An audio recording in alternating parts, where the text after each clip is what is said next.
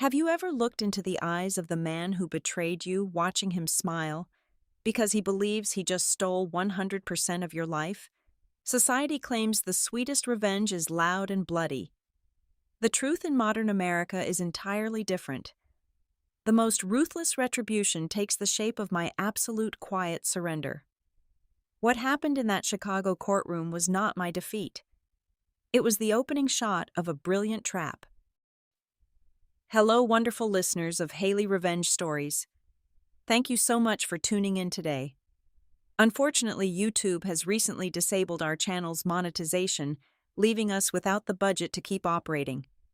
If you find today's story engaging, please consider supporting us with just $1 so we can pay our hardworking team to survive and continue creating these stories for you.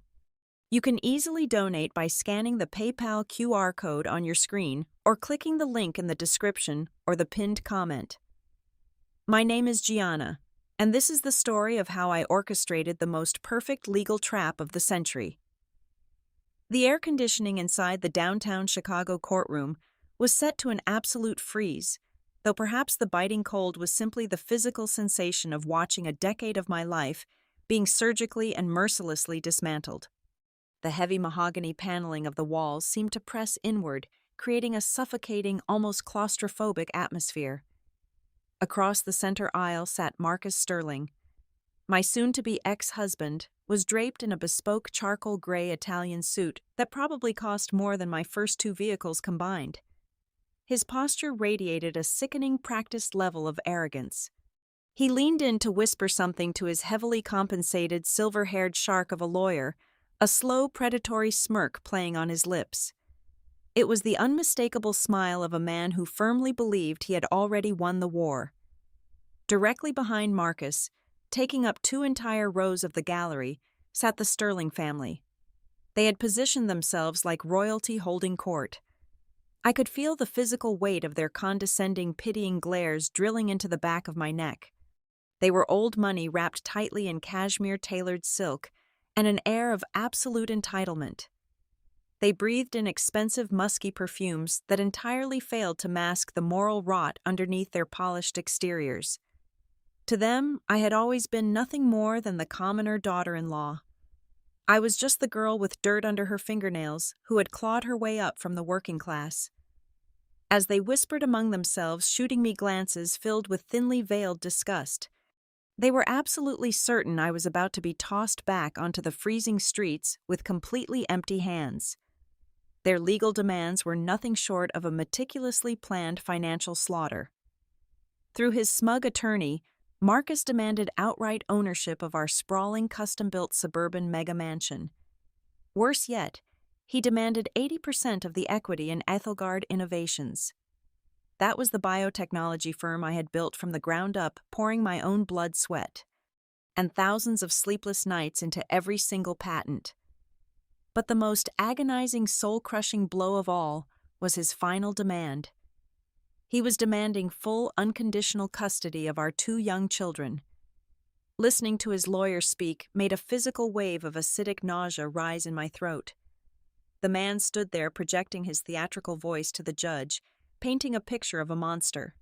He threw out completely fabricated accusations, carefully building a narrative that painted me as an obsessive cold and workaholic mother who chronically neglected her own family for the sake of blind corporate ambition. It was a terrifying masterclass in legal gaslighting. They conveniently omitted the glaring reality that while I was locked in the laboratory building our financial future, Marcus had spent the last 2 years carrying on a sordid, highly calculated affair with a female director at a rival investment fund. They were legally executing my character to steal my life's work. The sheer blinding injustice of it all tightened around my throat, like an invisible, heavy iron grip. The suffocation was rapidly becoming unbearable. I stared down at the polished oak surface of the defense table, feeling the crushing weight of total loss bearing down on my chest. Every late night, every technological breakthrough, every sacrifice I had ever made was about to be legally stripped away and handed to the man who broke my heart. Just as the heavy dark blanket of absolute despair reached its absolute peak, I felt a slight movement to my right. My father, a quiet retired engineer, who had sat silently as my unmovable pillar of strength throughout this entire nightmare, leaned over slightly. He did not reach out to hold my trembling hand. He did not offer any empty, comforting platitudes. Instead, he simply looked across the aisle at the opposing table, his weathered eyes completely devoid of any fiery anger. In his gaze, there was only the chilling, absolute calm of a seasoned hunter who had just watched his prey step blindly onto the fatal tripwire. He leaned his head down, the faint scent of his familiar cedar aftershave cutting through the sterile courtroom air, and his voice was barely more than a rough breath. He whispered exactly 3 words into my ear. "Let him drown." I turned my head slowly to look at my father. In that single suspended second, the hidden brilliant message clicked perfectly into place within my mind. The thick fog of panic and heartbreak cleared from my brain, instantly replaced by an icy, crystal-clear clarity. The trap had already been meticulously set. All I had to do now was let them walk willingly into the jaws of it. My spine straightened. The desperate trembling in my fingers vanished, completely replaced by cold steel. I turned slowly toward my own attorney and gave a single firm nod of authorization. Before my lawyer could even formulate a defensive objection or ask for a recess, I stood up. The harsh scraping of my wooden chair echoed loudly like a gunshot against the high vaulted ceiling of the courtroom, instantly drawing every single eye in the room to me. I cleared my throat, forcing my voice to be as calm, steady, and unyielding as a frozen winter lake. "Your Honor," I stated clearly, my voice ringing out across the silent room with undeniable authority, "I concede. I accept 100% of Mr. Sterling's financial and property demands." The entire courtroom froze as if hit by a sudden blast of liquid nitrogen. The rhythmic scratching of the court reporter's fingers halted abruptly on the keys. The smug whispers from the Sterling family gallery instantly died in their throats, replaced by a stunned, breathless silence. But the most immensely satisfying sight of all was Marcus. The arrogant, triumphant smile that had been plastered across his face completely shattered, instantly frozen into a pale mask of pure, unadulterated shock. To understand how a woman can stand in a courtroom and willingly hand over her entire empire, you have to first understand how my brain is wired. I have never been a weak, fragile victim. I am an engineer at my absolute core. I do not scream. I do not throw porcelain plates against walls or engage in petty, exhausting shouting matches. When a complex machine breaks down, you do not yell at it. You meticulously dismantle it, isolate the severely flawed component, and quietly neutralize the threat.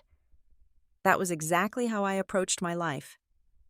Long before the bespoke suits, the courtrooms, and the sprawling suburban estates, I was just a girl drowning in exactly $85,000 of crippling student loan debt. I can still vividly remember the biting cold of my uninsulated rented garage, the sharp metallic tang of ozone and soldering iron smoke hanging heavy in the air. For over 5 long years, surviving on cheap instant coffee and maybe 4 hours of sleep a night, I built Ethelgard Innovations from scratch. I developed a revolutionary, highly complex industrial water filtration system. It was not a glamorous endeavor, but the science was absolutely brilliant. Then came Marcus Sterling. He was the exceptionally handsome, incredibly polished golden boy of a historically elite family. The Sterling name commanded instant, unearned respect across the entire state. Yet behind the heavily guarded oak doors of their country clubs, their ancestral wealth had completely dried up decades ago. The Sterlings were financially rotting from the inside out, secretly drowning in multiple second mortgages and overdue credit lines. But in the beginning, Marcus played his role flawlessly. He was the charming, fiercely supportive partner who brought me takeout dinners at 2 o'clock in the morning. He rubbed my aching shoulders and confidently told me I was going to change the entire world. He felt like the sturdy, reliable foundation I desperately needed to launch my vision. Everything shattered the moment our first major government contract cleared. Suddenly, my little garage project was generating annual revenues well over $20 million. Almost overnight, the man I had married completely vanished, replaced by a hungry creature fueled by pure unadulterated ego and bottomless greed. The quietly supportive husband morphed into a man who suddenly needed to spend $500,000 on a vintage European sports car just to feel alive. He began hosting extravagant, wildly expensive catered parties for hundreds of people we barely even knew. Worse than the reckless spending was the theft of my identity. In glossy full-page magazine interviews, Marcus would casually lean back and refer to himself as the grand strategic visionary behind our massive success, neatly relegating me to the background as just a quiet technician who merely executed his brilliant ideas. The rest of the Sterling family eagerly fed on this intoxicating delusion. At their lavish family galas, surrounded by the suffocating scent of expensive imported lilies and the sharp clinking of crystal champagne flutes, they would make cutting, underhanded remarks about my working-class roots. His mother would flash a razor-thin, practiced smile and loudly tell her wealthy socialite friends, "We simply had to give Gianna the Sterling name. It opened so many vital doors for the poor dear's little water project." They genuinely convinced themselves that my tireless genius was merely a fortunate byproduct of their dying aristocratic brand. I heard every single insult. I felt the sting of every condescending eye roll. But I deliberately chose the grueling path of silence. We had two beautiful, innocent children, and I desperately wanted to give them the unbroken, profoundly stable home environment that I never had growing up. I swallowed my pride day after day, year after year, foolishly convincing myself that if I just kept my head down, worked even harder, and provided enough overwhelming financial security, they would eventually see my worth. I truly believed my silent, unyielding sacrifice would buy our family peace. But compliance never buys peace from parasites. It merely signals that the host has given up the fight. My endless patience did not earn 1 ounce of their respect. It only solidified their twisted belief that I was fundamentally weak. My silence became the gaping, bloody vulnerability they mercilessly exploited. To Marcus and his aristocratic family, I was no longer a wife, a mother, or a human being with a beating heart. I was simply an emotionless, highly efficient cash printing machine, entirely undeserving of basic human empathy. They naturally assumed I would just keep silently producing immense wealth while they bled me completely dry, absolutely confident that I would never have the spine to cut off their oxygen supply. It was exactly 11:15 at night when my tires slashed through the flooded parking lot of the company headquarters. A violent autumn storm was aggressively battering the city, hurling heavy freezing sheets of rain against the windshield of my car. I had been driving home when I suddenly realized I had left the primary prototype schematics sitting right on top of my office desk. I absolutely needed those specific documents for a massive high-stakes keynote presentation scheduled for 9 o'clock the very next morning. The sprawling corporate campus of Ethelgard Innovations was supposed to be completely shut down and deserted at this hour. I swiped my encrypted keycard, and the heavy glass security doors slid open with a soft, barely audible hum. The main lobby was plunged into deep, intimidating shadows, illuminated only by the frantic, erratic flashes of lightning bleeding through the massive floor-to-ceiling windows. I did not bother turning on the main overhead lights. I knew every single inch of this building completely by heart. I walked quietly down the long carpeted corridor, leading straight toward the executive wing, the soft squelch of my damp leather boots, completely muffled by the thick plush flooring. As I approached the central junction, a sharp, entirely unfamiliar sound cut sharply through the steady drumming of the rain against the exterior glass. It was laughter. It was a low, throaty, distinctly feminine laugh, followed almost immediately by the deep, resonant, and entirely familiar baritone of a man. My husband. I froze instantly in the middle of the pitch-black hallway, my heart suddenly hammering a frantic, deafening rhythm against my ribs. A thin, sharp sliver of warm, golden light was slicing through the darkness up ahead. It was coming directly from the primary glass conference room. The heavy, acoustically sealed door had been carelessly left open by roughly 2 inches. That tiny negligent gap was the absolute only reason the sound was escaping into the silent corridor. I pressed my back completely flat against the cold painted drywall, inching closer until I had a clear, unobstructed line of sight through the narrow opening. My breath caught painfully in my throat, turning instantly to jagged glass. Marcus was sitting casually on the edge of the polished mahogany boardroom table. His expensive silk tie was undone, his crisp collar unbuttoned. Standing intimately between his knees was Evelyn.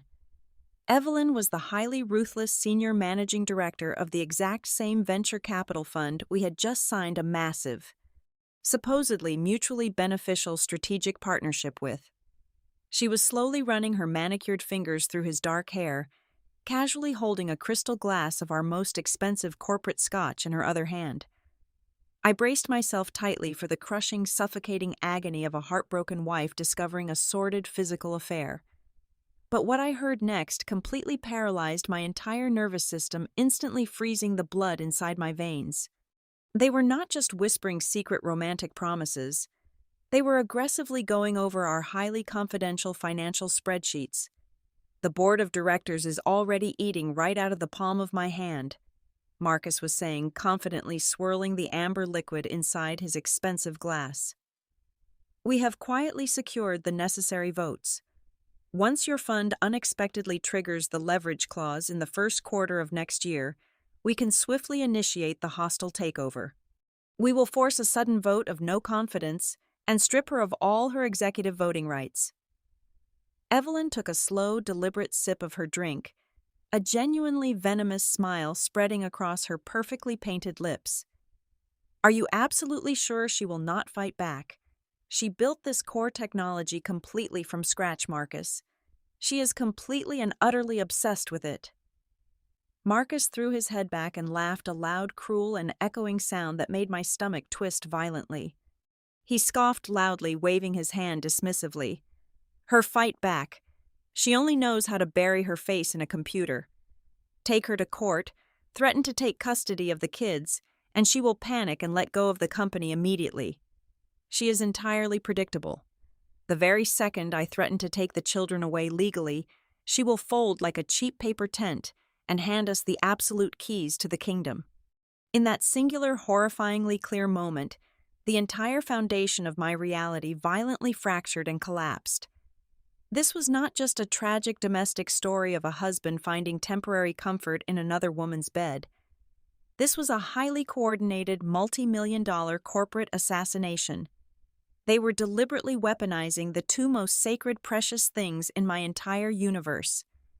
They were using the company I had literally built with my own bare hands, and the beautiful children I had carried in my own body, as leverage to financially and emotionally execute me. The betrayal was absolute and all-encompassing. It was a jagged knife driven cleanly through my career, my marriage, and my motherhood, all at the exact same time. A weaker, more impulsive woman might have violently kicked that door open. A weaker woman might have screamed at the top of her lungs, shattered the heavy glass of scotch against the wall, and desperately demanded answers while pathetic tears streamed down her face. But the tears never came. My eyes were entirely dry. Instead, an unnatural, freezing calm washed completely over my entire nervous system. My frantically trembling hands immediately steadied. I slowly, silently reached deep into the pocket of my damp trench coat and pulled out my smartphone. I bypassed the security lock screen, opened the voice recording application, and firmly pressed the red button. I stood perfectly still in the freezing shadows for exactly 25 minutes, letting the digital timer tick upward silently as they gleefully and arrogantly detailed every single phase of their illegal, devastating collusion. I systematically captured every single name, every specific dollar amount, and every ounce of their malicious intent. When they finally moved to turn off the boardroom lights, I stopped the recording safely, backed the vital audio file up to 3 separate, heavily encrypted cloud servers, and slipped away into the darkness like an absolute ghost. I walked back out into the freezing, relentless storm, letting the punishing rain soak completely through my heavy coat. I did not feel the biting cold at all. I only felt the terrifying, incredibly liberating clarity of a total brutal awakening. I was not married to a flawed, complicated man who had simply made a foolish mistake. I was legally chained to an organized criminal, and my entire marriage was nothing more than a meticulously planned, long-term fraud. For exactly 240 days, which amounted to 8 agonizingly long months, I lived a perfectly bifurcated existence. When the sun was up, I was the ultimate picture of domestic obedience and ignorant compliance. I poured Marcus his organic dark roast coffee every single morning, gently smoothed the lapels of his expensive imported suits, and smiled softly, while he confidently fed me lie after lie about his exhausting late-night board meetings. But the very second he fell asleep, breathing heavily in the master bedroom, my real work began. I transformed from a submissive, naive wife into a silent, methodical architect of total destruction. I quietly liquidated a completely forgotten high-yield municipal bond my grandmother had left me, freeing up roughly $250,000 in completely untraceable cash. I used every single penny of that money to hire the most ruthless private investigators and elite forensic accountants operating anywhere in the United States. They were digital shadows, absolute professionals who specialized exclusively in dismantling corrupt corporate empires. Over those 8 months, we meticulously compiled a massive digital fortress of damning evidence. We tracked encrypted offshore servers, cross-referenced hidden bank transfers, and secured undeniable, court-admissible proof that Marcus had been systematically smuggling highly classified internal data directly to Evelyn. He had committed textbook corporate espionage, severely violating federal trade secret laws on at least 40 separate occasions. But simply handing that evidence to the authorities would only send him to a comfortable white-collar prison. I wanted something much more poetic. I wanted him to joyfully destroy himself. The absolute masterpiece of my entire operation, the genuine stroke of architectural genius, lay within the complex intellectual property structure of Ethelgard Innovations. The company was currently valued at nearly $90 million, but that entire valuation rested solely on one single thing. It relied entirely on the core architectural patent of the industrial water filtration system. Because I had originally designed the foundational mathematics in my freezing, uninsulated garage exactly 3 years before I ever even met Marcus, and because I had fiercely defended my sole authorship on the initial government filings, the primary patent legally belonged exclusively to me as an individual, not to the corporate entity we later formed. Working in absolute secrecy with a brilliant corporate attorney who operated entirely outside of the Sterling family's extensive sphere of influence, I executed a flawless, invisible maneuver. I legally severed the flawless, fully operational core patent from the parent company. I then transferred full, undisputed ownership of that immaculate intellectual property into a completely airtight, blind, and irrevocable trust. The sole uncontested beneficiaries of that massive financial trust were my 2 young children. Marcus could not touch it. Evelyn could not touch it. The voracious board of directors could not touch it. It was legally bulletproof and entirely untouchable. To prevent Marcus and his greedy allies from noticing the sudden absence of the core technology, I quietly swapped the main server files during a routine system update. I replaced the flawless blueprint with an obsolete, highly unstable beta version of the software. This specific beta version looked absolutely identical on the surface, functioning beautifully in short-term simulations, but its core processing algorithm contained catastrophic systemic flaws. More importantly, it actively and consistently failed to meet the strict hazardous waste disposal guidelines mandated by the United States Environmental Protection Agency. It was not just a defective product. It was a massive, ticking legal time bomb, capable of triggering tens of millions of dollars in catastrophic federal fines the second it was deployed on a commercial scale. I wrapped this venomous poison in a shiny multi-million-dollar corporate bow and left it sitting right on the executive table for Marcus to eagerly steal. With the company completely rigged for a spectacular implosion, I turned my cold attention toward his other grand obsession. He desperately wanted our sprawling, custom-built suburban mega mansion. Marcus loved that house because it was a massive physical monument to his wildly inflated ego. What he did not know, because he never bothered to read the tedious maintenance reports I managed, was that a confidential geological survey had recently returned terrifying results. The pristine, sweeping hills we had built the estate upon were fundamentally unstable. The deep soil structure beneath the eastern wing was experiencing severe rapid subsidence. The foundation was literally sinking into the earth, and the highly specialized structural reinforcements required to simply prevent the entire house from physically tearing itself apart would cost upwards of $4 million.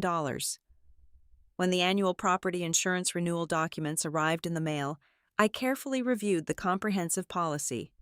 I quietly and deliberately opted out of the expensive supplementary rider that explicitly covered geological shifts and foundation subsidence. I paid the standard premium, casually forged his swift signature on the waiver acknowledging the removed coverage, and filed the paperwork away in the deepest drawer of his desk. He was demanding a magnificent palace, completely unaware that he was aggressively fighting for a rotting, totally uninsured sinkhole. My final, most crucial layer of defense was ensuring my absolute right to my children. Marcus had drunkenly bragged to Evelyn that he would use the threat of a brutal custody battle to force my complete surrender. I neutralized that exact threat before he could even draft the legal paperwork. I meticulously documented every single moment of my motherhood. I created an undeniable, heavily verified paper trail proving I was the flawless primary caregiver. I kept time-stamped logs of every pediatrician appointment I attended, every parent-teacher conference I led, and every single grocery store receipt. I gathered glowing, legally sworn affidavits from their teachers, their doctors, and our long-term nanny. I built an impenetrable, blindingly bright armor of maternal perfection that no sleazy, high-priced divorce attorney could ever manage to pierce or question. The gilded trap was now flawlessly constructed, perfectly oiled, and silently primed. Every single tripwire was completely invisible. Every devastating pitfall was heavily disguised as a massive pile of unearned gold. I had systematically removed every single safety net from his life without him ever noticing a single breeze shifting in the room.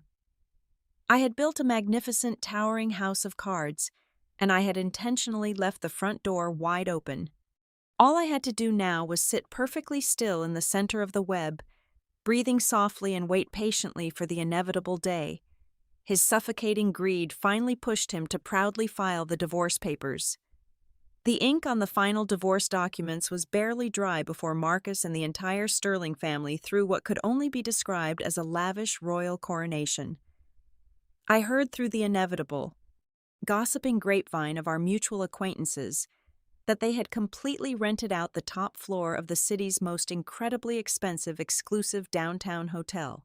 They were enthusiastically popping bottles of imported champagne that cost $3,000 each, gleefully toasting to their historic, supposedly brilliant victory. They genuinely believed they had successfully executed the ultimate heist, legally stripping the naive, working-class girl of every single valuable asset she had ever created. Marcus wasted absolutely no time claiming his unearned spoils. Within exactly 48 hours of the judge striking the gavel, Evelyn had officially moved her extensive collection of designer luggage right into the master bedroom of the sprawling suburban mega mansion. He immediately installed himself as the new, uncontested chief executive officer of Ethelgard Innovations. Within just 3 short weeks, his smug, perfectly manicured face was plastered across the glossy covers of several elite national business magazines.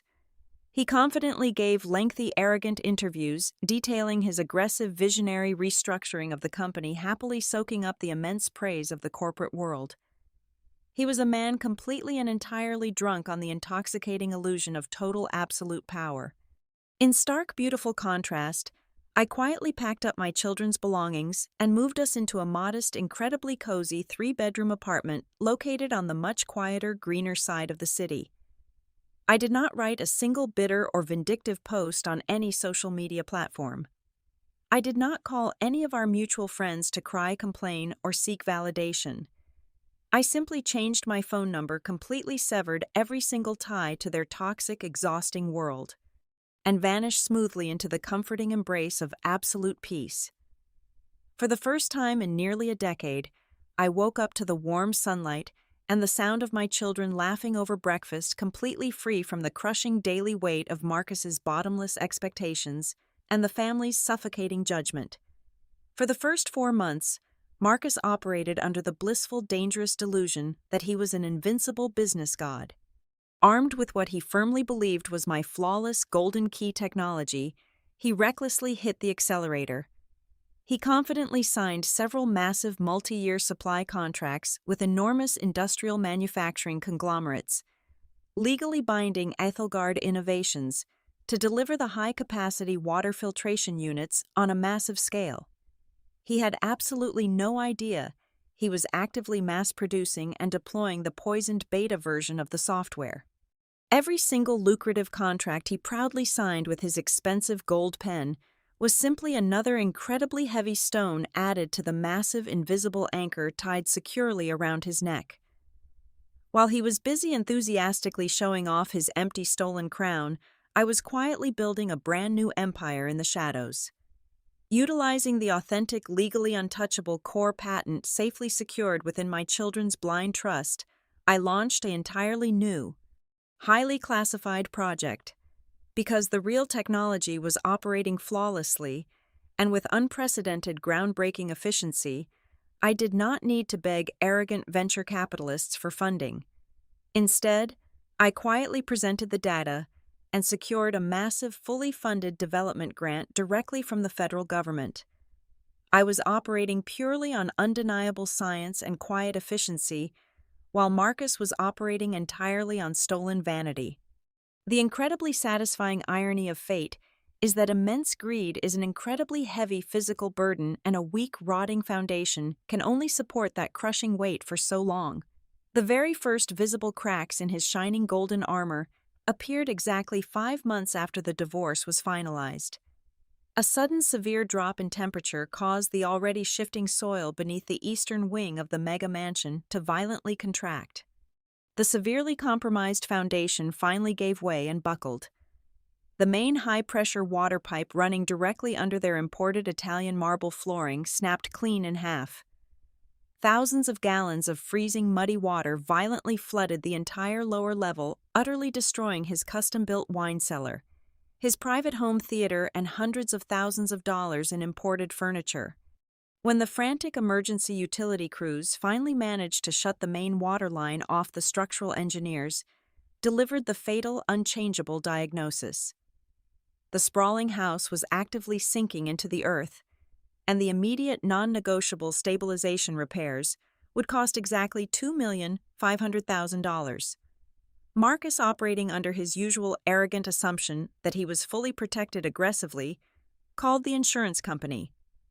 I can only imagine the sheer, sickening panic that must have washed completely over his face when the claims adjuster politely informed him that his comprehensive policy explicitly excluded geological subsidence.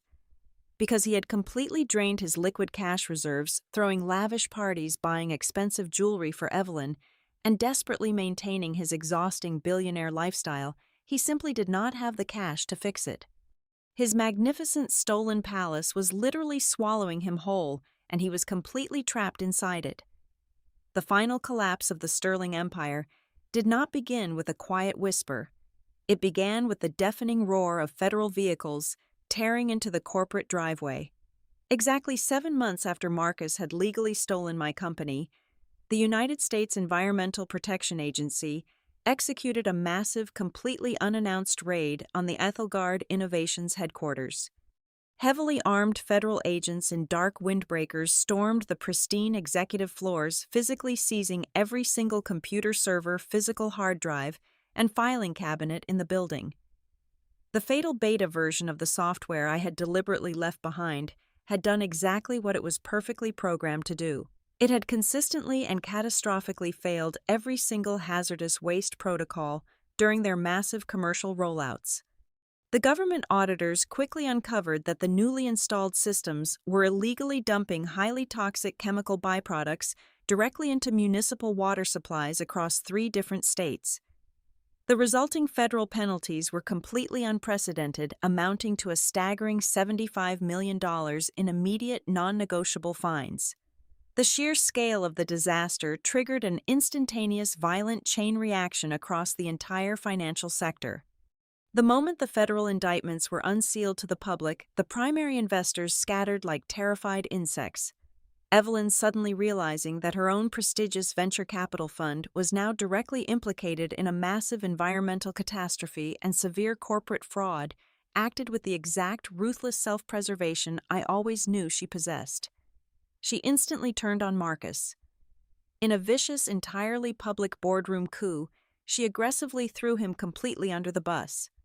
Claiming to the media that he had intentionally falsified the original safety data to secure her funding. She fired him on the spot, legally severed all financial ties between their companies, and immediately kicked him out of the sinking suburban mansion they shared. She literally threw his expensive tailored suits out onto the muddy, flooded driveway in the pouring rain.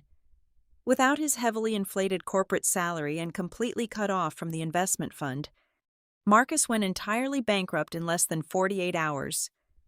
The major banks swooped in without a single ounce of mercy, swiftly foreclosing on the severely damaged, uninsured mega mansion. The ancestral wealth of the Sterling family, which had already been secretly rotting away for decades, was finally dragged out into the harsh, unforgiving daylight. Desperate to cover Marcus's rapidly mounting legal defense fees, his parents were forced to liquidate their remaining assets, plunging deeply into insurmountable debt. Almost overnight, the entire Sterling family was entirely blacklisted and viciously ostracized from their precious elite social circles.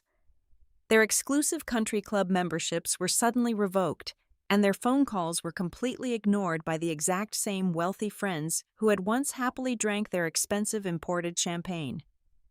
The Golden House of Cards had violently and spectacularly collapsed into dust. Exactly 2 weeks before his federal criminal trial was scheduled to begin, the receptionist at my newly established, heavily secured corporate headquarters called my office.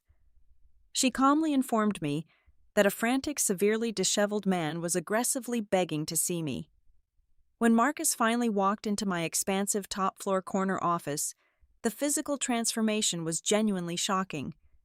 The arrogant, untouchable golden boy was completely gone. In his place stood a trembling, hollow shell of a man, his wrinkled clothes hanging loosely off his thinning frame, his eyes wide with pure, unadulterated terror. He was staring directly down the barrel of a potential 20-year federal prison sentence for gross financial fraud and environmental negligence. He collapsed heavily into the leather chair opposite my massive glass desk and began to weep. It was a pathetic, desperate gasping sound. He begged me to publicly testify on his behalf, to tell the ruthless federal prosecutors that the software failure was simply an honest, tragic engineering mistake.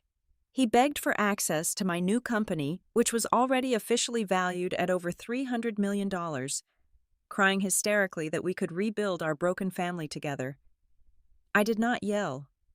I did not throw my hot coffee at him or list off his countless unforgivable betrayals. I simply sat there in absolute total silence, resting my hands comfortably on my lap.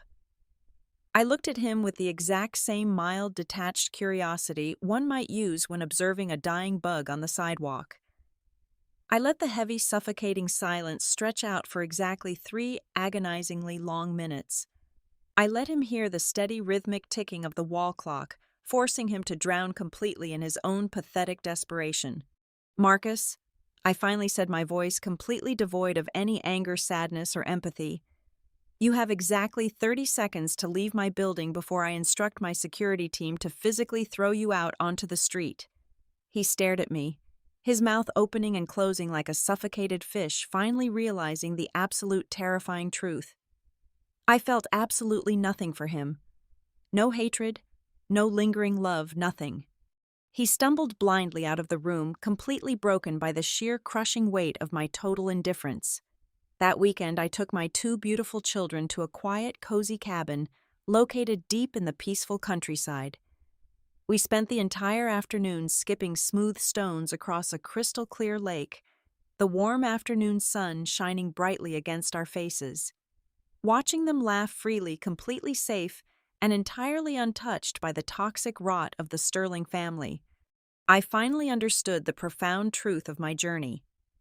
Walking away from a massive pile of garbage wrapped tightly in shiny gold foil is never a loss. It is the ultimate, purest form of liberation. People always believe that true satisfying revenge requires you to make your enemies bleed. But the most perfect, beautiful retaliation is simply handing a fiercely greedy man a shovel, stepping gracefully out of his way, and letting him eagerly dig his own grave while you turn your back and walk steadily toward the bright, unbreakable light of your own future. Thank you so much, our amazing listeners, for staying with me through this entire incredible journey. We would love to know exactly where you are listening from today, so please drop your city or country in the comments below. If you found my story engaging and satisfying, please consider helping us out with just $1. You can easily support us by scanning the PayPal QR code currently on your screen, or by clicking the direct PayPal link down in the video description or the pinned comment. Your generous support is the absolute only way we can continue to pay our dedicated staff, helping them feed their families and keeping this channel alive so we can bring you even more thrilling stories. Thank you again and have a wonderfully peaceful day.